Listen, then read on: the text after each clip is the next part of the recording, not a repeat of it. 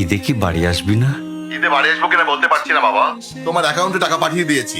বাবা, আমার প্রমোশন হয়েছে, স্যালারিও বেড়েছে, পুরো 1 লাখ। আলহামদুলিল্লাহ। বাবা, একটু লাইনে থাকো। বাবা, তুমি তো বলেছিলে পিতৃঋণ কখনো শোধ হয় না।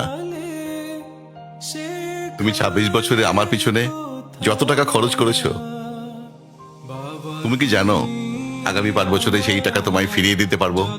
আমার এখন স্যালারি মাসে 1 লক্ষ টাকা বাবা। ও, এই কথা। তাহলে শোন, তোকে একটা গল্প বলি। বলো বাবা। তোর বয়স যখন 4, তখন আমার বেতন 3,000 টাকা। 1200 টাকা ঘর ভাড়া দিয়ে 1800 টাকায় চলে সংসার। আমি আমার সাধ্যমতো সারা জীবন চেষ্টা করেছি তোর মাকে সুখী করতে, প্রতি ঈদে কোরবানি দিতে। তোকে যেবার প্রথম স্কুলে ভর্তি করালাম, সেবারই প্রথম আমরা আমাদের কোরবানি দিতে পারিনি। সে বছর তোর মাকেও কোনো উপহার দিতে পারিনি। তুই যখন ভার্সিটিতে উঠলি, আমাদের অবস্থা তখন মোটামুটি ভালো, কিন্তু খুব কষ্ট হয়ে গিয়েছিল যখন আমার ট্রান্সফার হয়। রোজ রোজ বাসে চড়ে, পায়ে হেঁটে, ঘামে ভিজে খুব দুর্বিষহ লাগছিল। একদিন শোরুম থেকে একটা বাইক দেখে আসলাম। সে রাতে আমি স্বপ্নেও দেখেছিলাম আমি বাইকে চড়ে অফিসে যাচ্ছি। পরের দিন তুই বায়না ধরলি, জার্নি করতে তোর কষ্ট হয়। তোর কষ্টে আমারও কষ্ট হয় বাবা।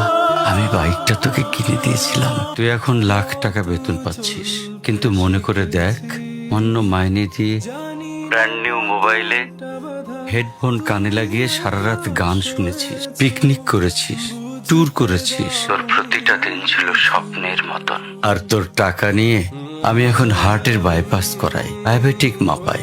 জানিস বাবা, ওর মাছ খাওয়া নিষেধ, মাংস খাওয়া নিষেধ। কি করে এত টাকা খরচ করি বল? তোর টাকা নিয়ে তাই আমি কল্পনার হাট বসাই।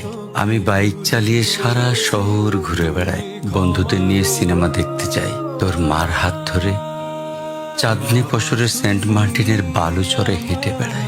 চুপ করো বাবা প্লিজ। আমি তোমার কাছে চলে আসবো, তোমার টাকা না। আমি তোমার ভালোবাসা তোমায় ফিরিয়ে দিব বাবা। বোকা ছেলে, বাবাদের ভালোবাসা কখনো ফিরিয়ে দেয়া যায় না। ছোট্ট শিশুর মলমূত্র মোছা যায়, আর বুড়োদের ঘরেও ঢোকা যায় না। ওকে একটা প্রশ্ন করি বাবা।